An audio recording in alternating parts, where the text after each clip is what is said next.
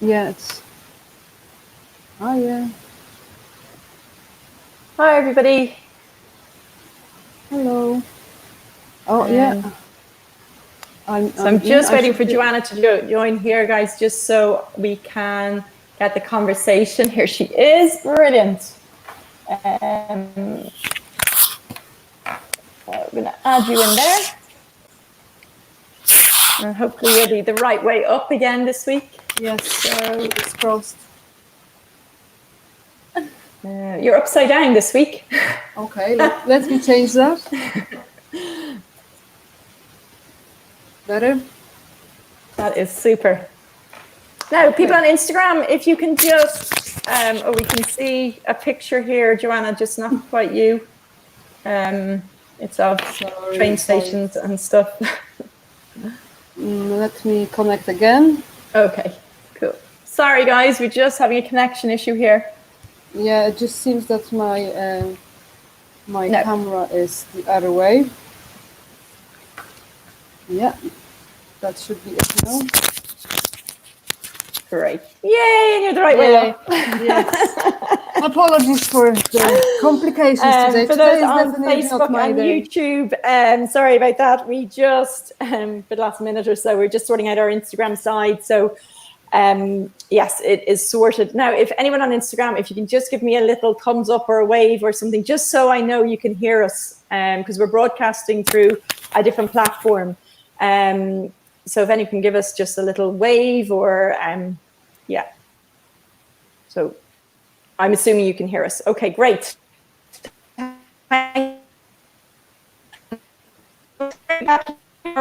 8th, 8th Sunday, yes, isn't it? The 8th Self-Care Sunday that we've been here.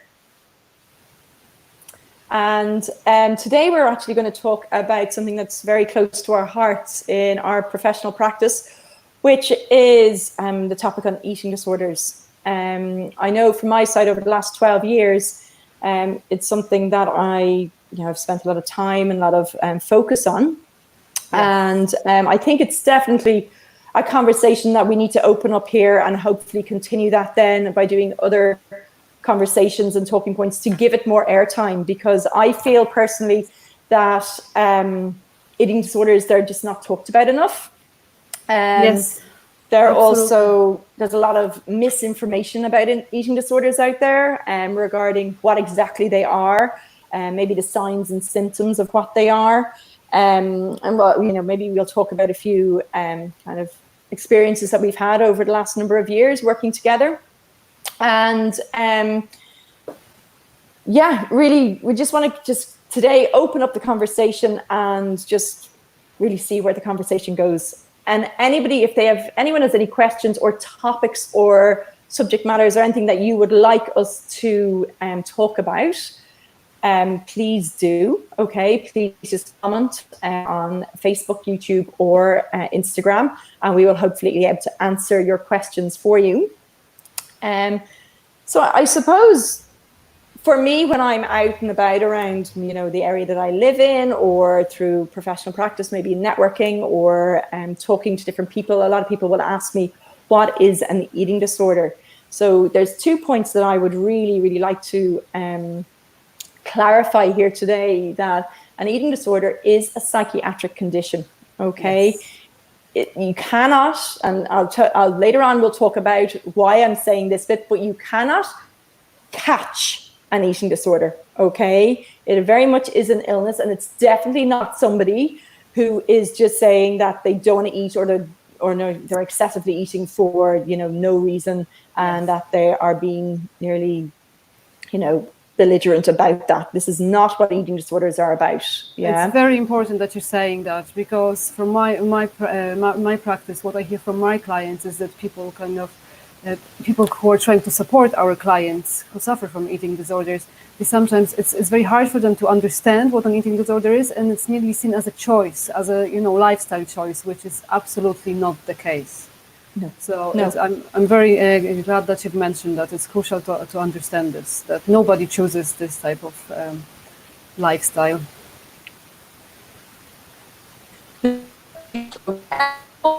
know exactly what causes eating I disorder? mean, there's a variety of factors that can contribute to it, but there isn't one factor that will definitely determine it. There's a number of conditions that have to come together, but definitely there's a link between eating disorders and high levels of anxiety. So definitely that is there. There's trauma. So they are the main things for sure that we have to watch out.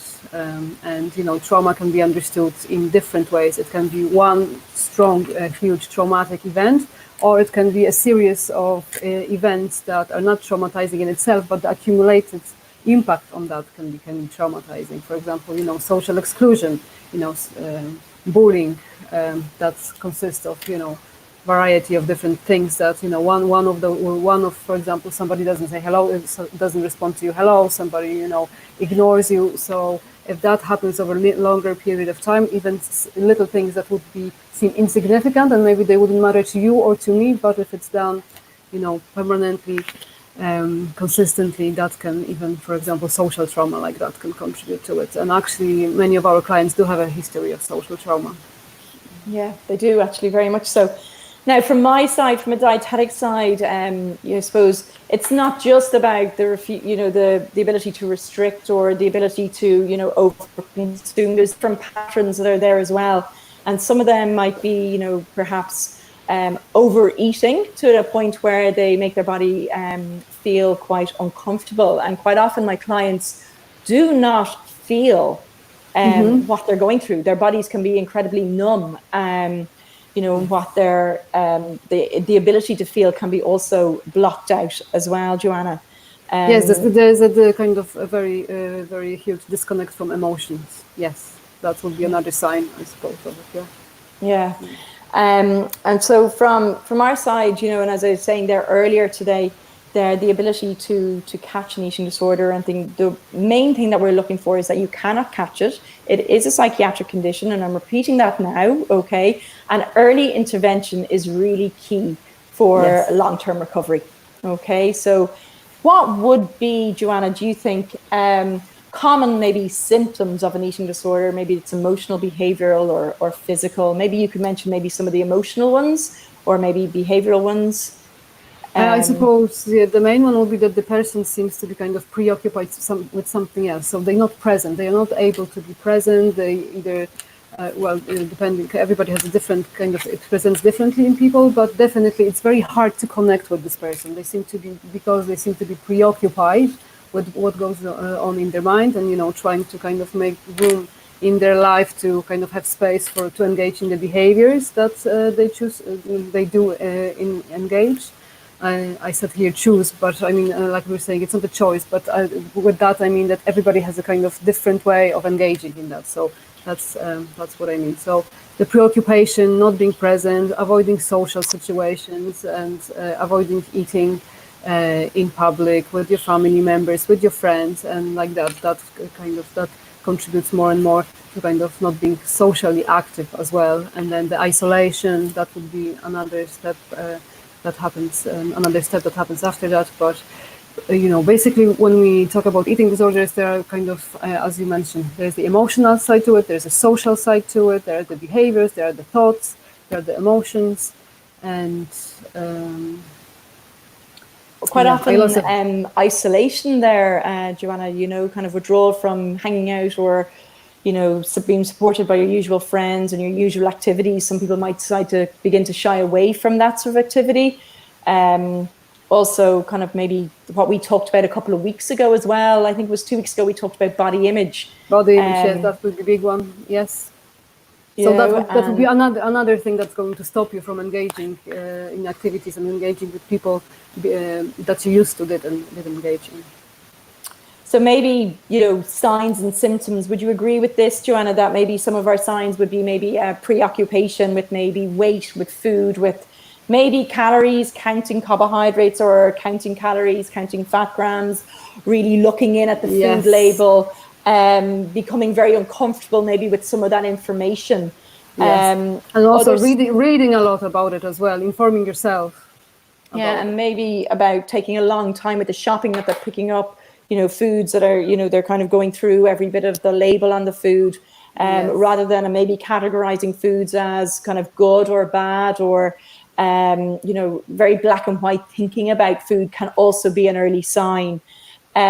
Some other ones would be maybe a refusal to eat certain foods. We do work off a food pyramid in this country, and in the UK they work off a food plate, and quite often we would see some of our clients maybe like eliminating out certain food groups or certain foods as a way of being able to maybe control some of their emotions and feelings, and whatever is going on for that person. And sometimes we don't know why or what is going on for that person, and the psychotherapy element and the dietetic element working together is something that can that is really needed with the medical side. With that, I also would like to mention that sometimes the person itself might not understand why they feel they feel the way they feel, and I think it's very important for everybody also to keep that in mind, because our clients very often feel bad because they don't know how actually do they feel. So this is our job to help them uncover that and to explore that. But they're very annoyed and angry with themselves that they don't understand, because they should. I mean, there is no such a thing as should. Emotions are information that we have to learn how to read. So if we didn't learn it before, then that's why we don't know it now. So I would like to stress that very much, to give yourself a space to give everyone a space to basically be able to explore that, and maybe then they will be able to explain. Yeah. Other, I suppose, behavioral signs that there might be as well, that there might be some food rituals in there. Maybe they're skipping meals or taking or reducing down the portion sizes.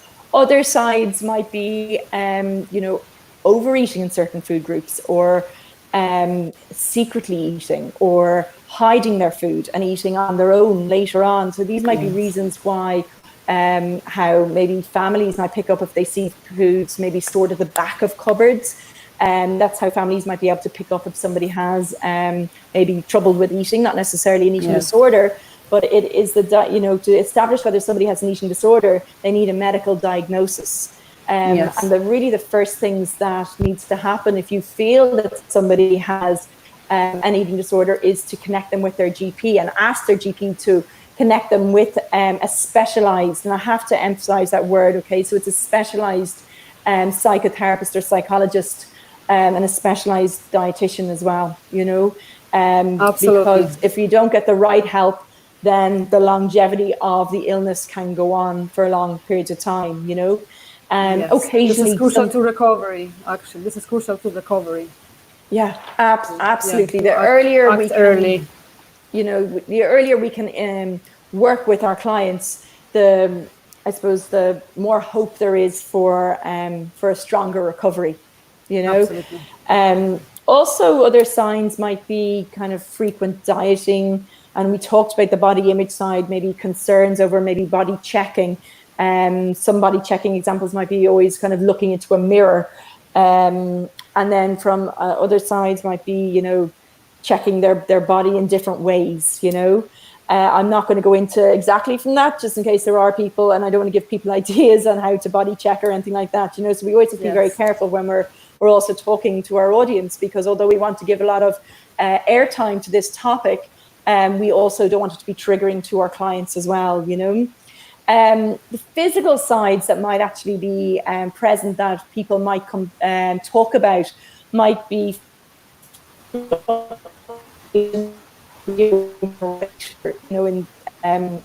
we both up or decline in weight, or it could be a constant increase in weight. It doesn't really matter. Like, lots of people focus in on weight.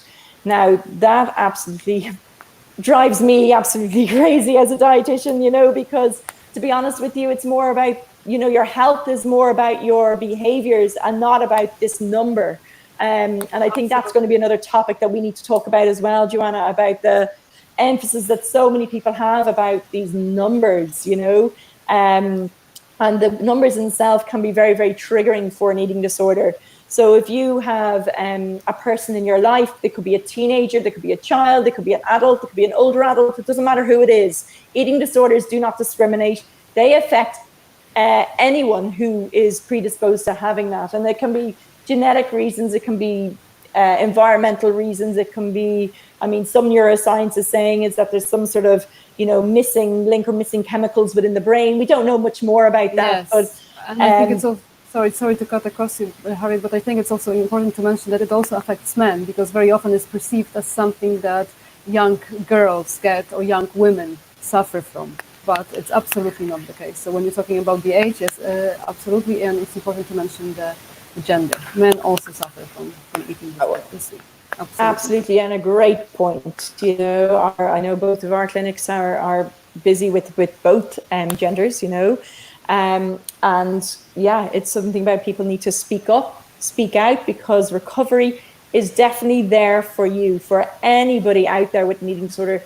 If you have the right treatment, if you have a lot of non-judgmental treatment, you need to be focusing on behaviors, you need to be focusing with your psychotherapist and with your dietitian, and working together on both their plans, and being listened to as well. Quite often our clients aren't listened to in maybe their own home environment or their work environment, or or their social environment. Yes.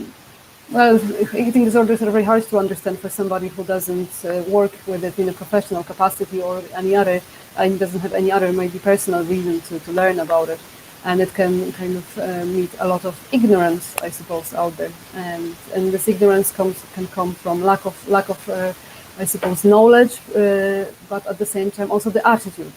So it's not only about getting the right information, but also it's the attitude, because even though you might not understand everything perfectly, and probably, I'm not sure if you would agree with me, but I don't even understand everything myself, and it takes me time to get my understanding and to kind of understand the client and their story really well. But the empathy here is the key. So that's another thing that I would like to emphasize. What you say. Sorry for cutting across you there. I love what you said about we do not know everything. We absolutely do not know everything, and science is becoming stronger and stronger in this field. And from our side, it's our job to keep looking at the research papers that are coming out and kind of studying the science behind it, and to really try and hone in on kind of what is the latest part coming off the press. Like, what we do know now is that our gut, and from a dietary side, if our gut health isn't strong, if it isn't, we haven't got a right, I suppose, balance in microbiota there, that can often bring an impact then into our feelings and our emotions and our ability to be able to take our bodies to extremes, I suppose. Yeah. I just want to touch on. One thing that we did not mention, one thing that we did not mention, I think, was the exercising. When we're talking about signs, how to notice. I think this is kind of very visible as well when the person exercises excessively, when they're too preoccupied with the type of exercising that they're doing, the right amount of it, that it has to happen every day, and it has to happen at a certain time as well. So, there's a difference between a person who exercises for pleasure and maybe for health reasons, and somebody who exercises because there is a different motivation there. Yeah, absolutely. And also the hidden aspect of it. Some people would just try and quietly exercise, maybe in their rooms, or kind of away from people. Yeah. Sometimes they just don't want to be around people. They can't miss a session. They can't miss. I mean, the human body is phenomenal, but and it will keep trying to adapt and trying to save itself. It does not want to be pressured through people's eating habits. Is the best way I can say, because I'm trying to talk broadly, because it can be from a perspective of people restricting and people not restricting, and then people can be, I suppose, different types of it. Like we were talking about anorexia nervosa, we could be talking about bulimia nervosa, which is more about kind of the purging behaviors as well. And exercise is used as a method of purging, alongside other aspects of it, which could be another, conversation another day. There's also binge eating disorders, and then there's the way they're characterized now, which drives me, I just don't like the words of them, but OSFED, and then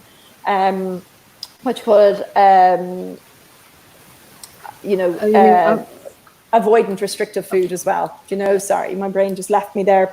But also there's rumination disorders as well. There's diabulimia there from a diabetes side, trying to use their diabetes as management tool. So there's so many different aspects. So it's very hard.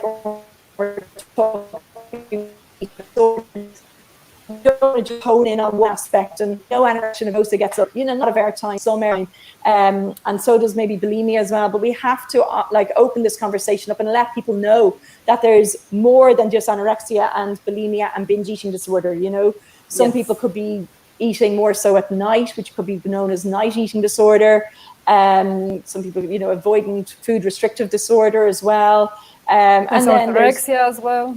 There is orthorexia as well. What would that be? It'd be eating more kind of towards nearly what we described as nearly a badge on their health, that their way is the only way of eating, and it's very much focused on cleanliness health of the foods. Yes. And that word clean eating. Yes. So that on Instagram or social media or Facebook or YouTube or anything, this is if we put in these words and we look into our searches and stuff like that, these are the words that come up.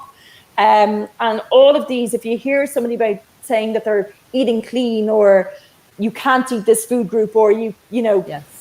And labeling the food, even what you mentioned earlier, good food, bad food, superfoods, and different types of food. Yeah. So there are a lot of beliefs out there that sadly are not helping anyone, and that's why what you mentioned, starting this conversation, it's very, very important to start those conversations and keep them going as well in more detail, so we can actually realize how much of this unhealthy talk is around us. Because if you're just a regular person who does not have interest in this, you won't notice that, so you won't even be aware of it. And sadly, social media here again. I know I give out about social media greatly here, but I'm not I'm talking on social media as well at the moment. So I'm not I have nothing against it, but we actually have to be really, really careful what do we read, because it contributes to the misinformation about eating disorders. And don't get me wrong, that social media is awesome. It's getting us to now talk about this, and people can just click in and click out of what they find useful for themselves, or what other people might be speaking about.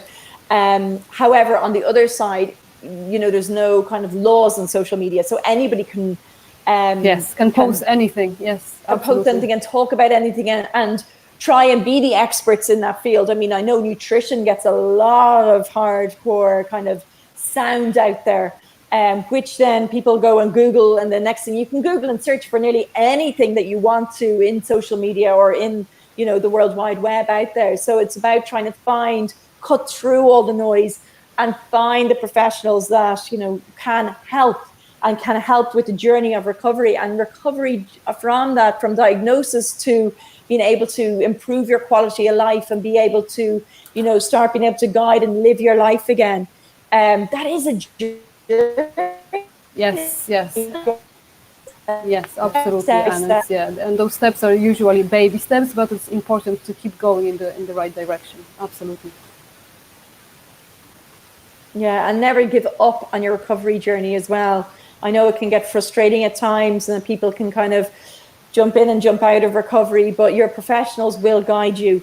And also, when you start to hone in on, or if you're trying to get help and you go to your GP and you ask for a referral to a specialist eating disorder dietitian or a specialist eating disorder psychotherapist, and you build that team around you, it's really important that team are shoulder to shoulder, that the eating disorder doesn't try and become, in between that team and playing one team or member off another. And that's why we emphasize getting a specialist service, Yes, but also what you mentioned about GPs.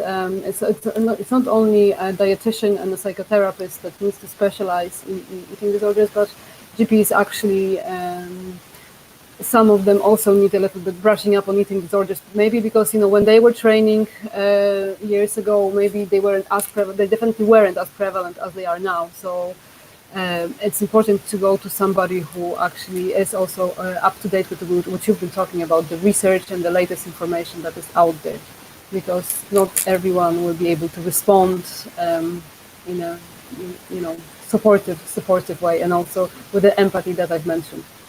Yeah. Now, Joanna, before we sign off today, there's two kind of topics that I'd love to just kind of finish up on. Number one is, how do people know if they're dismissing their feelings? I know we both have jotted down some points together, and I have mine in front of me here. So I know one of them was kind of the thinking aspect of it, might be thinking that if you're dismissing your feelings. So these are all kind of little hints that somebody might be, or you, if you're watching today, you may have an eating disorder and you don't know about it yet.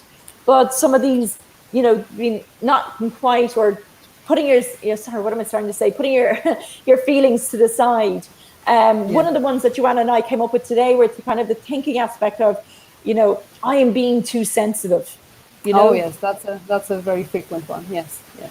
You know, or my feelings are not so important. Somebody else's feelings are much more important than mine. And also feeling that you are the only one to blame for a reaction.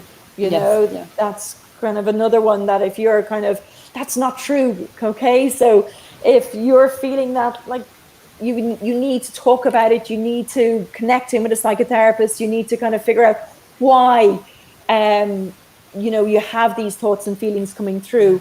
You know, sometimes people are just feeling quite, they might have pent up kind of feelings caught in, and that might. Yes. Others might be making excuses for other. What else did we say, Joanna? We on our notes there. That we were talking about. Thinking that. Sorry, talking about guilt and not being able to say no to people, feeling that you have to always agree and always be helpful, and when you do say no, you feel guilty. So the boundaries are quite weak. Yeah. And also for people who are very critical about themselves, sometimes it's to trust the judgment of others as well, you know. So quite often some people will like have a strong belief that their body is too big for them, or their body is, you know, not right in certain positions and stuff, and to listen to others, you know, as well, because quite often we can be very dismissive because our heads are telling us something very, very different. And quite often with eating disorders, there can be a very, very strong, the word I would use for it would be inner critic. Inner critic, yes, that's the word I use as well. Yeah. Yeah, great. And also, you know, when that inner critic can be very, very strong, quite often a different personality can project itself rather than the personality of what actually is the true person's personality. Yes. And families very often they notice that, oh, here I'm talking to my daughter, here I'm talking to my partner, and then they can immediately see the change in them, in the way they, you know, speak, and the demeanor and the body language. They can really see when, you know, the kind of eating disorder is coming. It's kind of what's the word I would like to use? Becoming more active, I suppose. Yeah. I know, when you're saying using the hands, I use that also in my clinic. You know, I kind of say this is the person and this is the eating disorder, and you know, quite often eating disorder can be at the start very much enmeshed, and it's trying to kind of maybe free up that person, you know, and free out the. Yeah, sorry to cut across, but I've heard quite a useful metaphor from one of my clients. They were saying that, you know, that's them, and this is an eating disorder, and then the therapeutic work, this is what happens. So kind of the proportions change. I like that. Yeah. And we also learn a lot from our clients as well, you know, and what they're experiencing, and you know, bring that back and trying to understand more and trying to understand the science behind it. Another one just before we kind of I want to highlight is apologizing for their feelings as well. Okay. Yes. For your feelings. If we kind of find people are kind of these apologizing all the time, for how they feel or what they're experiencing right now, we want to say, stop that, you know, if you can, you know, or if you find yourself doing it, please connect in with a psychotherapist, and they'll be able to find out why that keeps happening in your life, you know, and how to redirect it and how to open up your conversation. Quite often we have to teach people to redirect their conversation and realign their negative kind of inner critics that are there. You know, so dismissing of feelings can be also one kind of sign or symptom that an eating disorder is either developing or is very much prevalent there. Quite often in treatment, a lot of treatment practices also hone in on weight. Okay, and there's one large conversation that's out there, and one that probably we'll do again. Like, I suppose everything involves little pockets, but when we're trying to cover it. Yes, I think it would be very useful to take those pockets and speak about them separately, because they're such a vast and important topics. Absolutely. Yeah, and if there's anybody out there that's listening today that you have a topic that you'd like us to present or talk about, or, you know, to help you a little bit more with, please just write it in the comments or send an email to info@healthpro.ie. Or if you feel that, you know, your eating behaviors or your eating patterns aren't really, you know, suited to best health, okay? And from a health, we're talking more about the physical, the emotional, the social, and the spiritual side. Health is not just because our number on the scales is right, okay? That could never be further than the truth, okay? Yes, absolutely, absolutely. There is a theory, though, out there known as the set point theory, and something that we do know a lot about is that when we're born, our bodies are predisposed, if everything was equal, to reach a certain height and to reach a certain kind of body composition and body weight range as well. And this is all kind of predispositioned in our genetics, and sometimes in the environment, if everything is not equal, sometimes our height might fail to thrive, or sometimes our body composition might not be what the body actually wanted to. So even, you know, what your wishes and wants for your body and what your body's wishes and wants for your body, quite often our clients can be, or someone with an eating disorder can be very disconnected from their body. And it's our job to try and help them regain that connection and teach them, you know, listening to their body. And if we look at children, how intuitive they are with their eating, and how they'll just tell you, no, I'm happy with food now, or no, I'm hungry and I need food. There's very little second guessing until environment or, you know, dieting chat starts coming in, or people, you know, they start a diet program, and then next thing, you know, they're finding that they can't keep up with it, and their feelings are very low about not being able to stick with the perfect diet. Absolutely, absolutely. Like, there's no such thing as really a perfect diet out there. What we do know, we need a certain amount of energy, but more importantly, we need a certain amount of nutrients coming into our body. So we just have a post there on Instagram there. Joanna, do you see it there? Oh, yes. Can't agree more with that. It will definitely be something that works, something that we do in our clinics all the time. Yes. As long, you know, it's Definitely. Always involve the families all the time. Families have to be part of this process. That we missed that in our chat today. Yeah, yes, it's so important. So if you're even building I missed that. Yes, absolutely. I know, yeah. I know there's just so much to talk about, you know, and we want to be able to give it as much time and attention as possible. So definitely we'll take that into consideration as in support for the families. And that can be, you know, how to understand it, how to help, or what could be triggering in the families. That could be, you know, increasing the negative inner critic there as well. So that's a huge topic in itself. Absolutely. Thank you. If they listen. Joining exercise in a healthy way through recovery. Absolutely. Yes. You know, exercise can be a journey and part of recovery, but it has to be done in a way that benefits the human body, not because your mind is telling you as such to exercise. You have to be listening. And I've been doing a lot of self-care movements, 8 over the last number of weeks. Actually, this is our 8th week, and our last one that we're going to be doing on this Sunday at this certain time. But we are going to try and figure out a way and how to continue this, you know, during our working week, typically Monday to Friday, and try and figure out a way that we can present these to you. So we will come up with a plan. Yeah. To kind of zoom in on the topics that we've been talking, that we only brushed and touched on today, to kind of focus on them so that everybody can feel a greater benefit of, you know, getting the right information out there, the kind of the most up-to-date information that you've been talking about. So like set point theory is one, you know, dismissing the feelings is another, families is another, you know, even going into more detail on what is anorexia nervosa, what is bulimia nervosa, what is binge eating disorder. There's just so much that there's the body image issues, there's the acceptance, there's working with the inner critic, there's learning how to set the boundaries, how to start implementing the changes, and what you've mentioned, how to kind of detach your value from the number, if you are that person that is attached to the number on the scale or any other number that might be out there. Yes.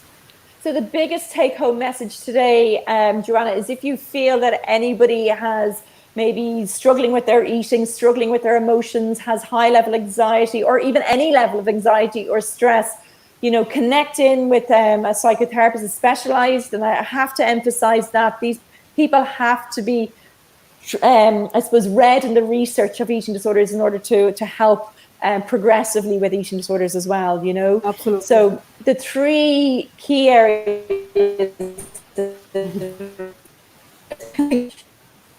that we're looking for in it to start with is your GP, okay, because we need to be looking at the medical side to make sure that everyone's medically stable. We need to be looking at the psychotherapy, okay, or psychology side, and the dietetic side, nutrition side. So that's the beginning of your team, okay? Yes, recovery can be done as an outpatient setting. There's more and more research to show that outpatients can show a stronger and more, I suppose, a stronger pathway in recovery as well. But, however, there are some people out there, should I say, that do need residential as well, residential settings. But that is not the only treatment available. So it's like residential is the level of where maybe everything's just gone too far for that person, and they need to be, kind of take themselves away from the current environment into a very maybe holistic environment where they can get multiple forms of therapy. And they can access support on daily basis, because that will be important, because let's not forget, if we're trying to change our eating patterns, eating habits, eating is something that we do a few times a day, so that's why that support around meal times will be there also in that setting. So this is absolutely. So there's just different frameworks of recovery. So just connecting with your specialists, they'll be able to guide you exactly, and also they'll be able to figure out if there's certain other specialties in dietetics, or whether it's psychotherapy, whether there's CBT or CAT therapy or DBT therapy, whether it's family therapy, whatever is needed. All of them are useful, all of them are beneficial, yes. They all have a certain spot and place in the recovery journey. And another thing that we want to go into is there's definitely recovery for everybody with eating disorders, okay? Yes. So early intervention, recovery is always there. We never believe that anybody cannot recover. Just some people have just different pathways. I've never in my whole 12 years seen somebody coming in with the same pathway, okay? So everybody's journey can be different, because, people experience different things in their lives. Thank you, Harriette, for talking about that, because I think this is also very, very important to stress that recovery indeed is possible, even if it's at times it feels like it's too hard, like there's not much hope. As long as we're trying, we always will be able to do something about quality of life, and we will be able to kind of improve the functioning of the person on many levels: social level, emotional level, physical level, I suppose health-wise, and any other level that there is to our existence, spiritual level. So there's always something that can be done, absolutely. And for people to book an appointment, just go to healthpro.ie and click on the specialist profile that you want to the Instagram. Joanna, do you want to go over the phone? Yes, we do, don't you? Yes. You do phone consults, and you do virtual consults, and you do one-to-one in person as well. So yes, that's absolutely there. And thanks, Adele. Harriet's a legend. Helping me get to recovery. Thank you. We're very flattered. I really appreciate that. But yeah, if you feel that you need to make an appointment, if you feel you need to make an appointment, please go to healthpro.ie. Connect with your dietitian. There's Carol Keeley there. There's Harriette Lynch there from a dietetic side that are specialised in this area. And then there's 3 or 4 different psychotherapists that are specialised, that are working in private practice as well. And our aim is to grow a team around the people so they feel supported, be that professionally, family and socially, to combine them all together. So I think, Joanna, right now, I think we'll just end this conversation maybe for today. I want to thank everyone who has listened to it. If you're listening on the replay, do email if you find anything that you want to ask more questions about, and we'll try and answer them either by email back to you, or by doing a blog post, or doing something that we can open up the conversation with. The 2nd of June is also World Eating Disorder Day, so that's an important day. So opening the conversation from now on, I think, is going to be, as more people are talking about it and get the world talking about eating disorders right now, I think that can be really great. So Joanna, here we are. Thanks so much for joining us today. Thank you very much. Thank you for having me. Okay, and thanks everyone for listening. And we'll sign off, okay? And we'll say bye-bye. Thank care. you. Bye. Take care. Bye bye now.